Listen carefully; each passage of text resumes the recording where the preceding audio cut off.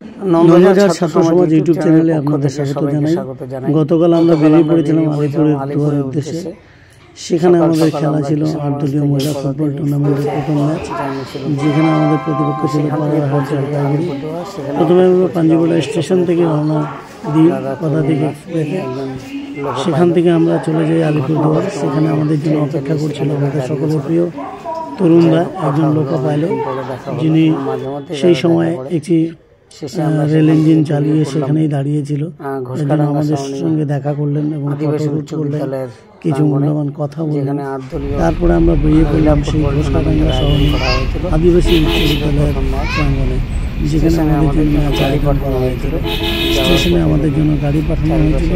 সেই গাড়িতে করে যাওয়ার সময় চারপাশের প্রাকৃতিক সৌন্দর্য আমরা উপভোগ করছিলাম এবং নতুন জায়গা সবসময় ভালো লাগে সেটা দেখার চেষ্টা করছিলাম। এইভাবে ঢুকে গেলাম আমরা খেলার মাঠে। খেলার মাঠটি সত্যি অপূর্ব ছিল, চারিদিকে পরিষ্কার পরিচ্ছন্ন এবং মাঠে একদম খেলার উপযুক্ত পরিবেশ ছিল। চারিদিকে ঘিরে দেওয়া হয়েছিল। খেলাটি টিকিটের মাধ্যমে দর্শকরা এসে দেখছিল। সেখানে গিয়ে কোনো মতে আমাদের একটা বিশ্রামাগার রেখেছিল, সেখানে আমরা কোনো মতে বিশ্রাম নিয়ে হাত মুখ ধোয়ার পরে আমরা খাবার টেবিলে চলে আসলাম। সেখানে আমাদের জন্য প্যাকেট করা খাবার ছিল, নিরামিষ খাবার ছিল, তবে সুস্বাদু ছিল। সেই খাবারটা গ্রহণ করার পরে আমরা আবার কিছুদিন বিশ্রামে ফিরে যাই। বিশ্রাম নেওয়ার পরে আমরা মূলত অপেক্ষা করছিলাম একজন স্বনামধন্য কোচের। সেই কোচ আসলো এবং আমাদের মেয়েদের কিছুটা উজ্জীবিত করলো এবং সেখান থেকে ম্যাচের সময় হয়ে গেল। তখন আমরা মাঠে নেমে পড়লাম। আমাদের মেয়েরা ওয়ার্ম আপ সেরে নিল। ওয়ার্ম আপ সারছিল। আমরা এদিকে প্ল্যানিং করে নিয়েছিলাম। ওয়ার্ম আপের দৃশ্য চলার সময় দর্শক তেমন একটা চোখে পড়েনি, তবে খেলা শুরু হতে হতেই কিন্তু দর্শক প্রচুর পরিমাণে আগমন ঘটেছিল।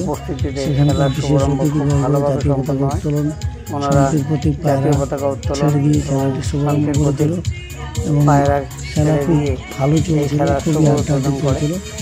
প্রথম দিকে মনে হচ্ছিল আমাদের মেয়েরা খুবই স্বল্প বয়সী, তারা পারবে কিনা, তবে খেলা শুরু হতে দেখা যায় আমাদের মেয়েরাই ভালো খেলছিল। খুব হাড্ডাহাড্ডি লড়াইয়ের মধ্যেও আমাদের মেয়েরা এগিয়েছিল অনেকাংশে।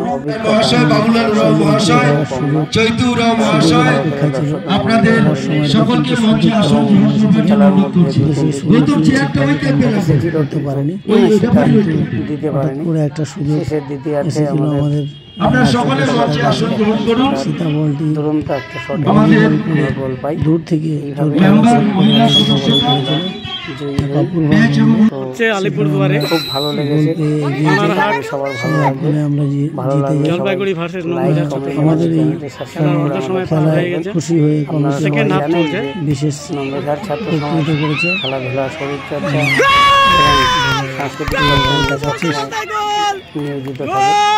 আমাদের পাশে সাহায্য করুন এবং ছাত্র সমাজে যে প্রতীক্ষার জন্য আমরা অপেক্ষা করছিলাম, সীতার পায়ে আমরা গোল পেয়ে গেলাম। একাধিক গোলের সুযোগ আমরা পেয়েছিলাম। সীতা সত্যি একটা ভালো ফ্রি কিক করে গোল দিয়েছে।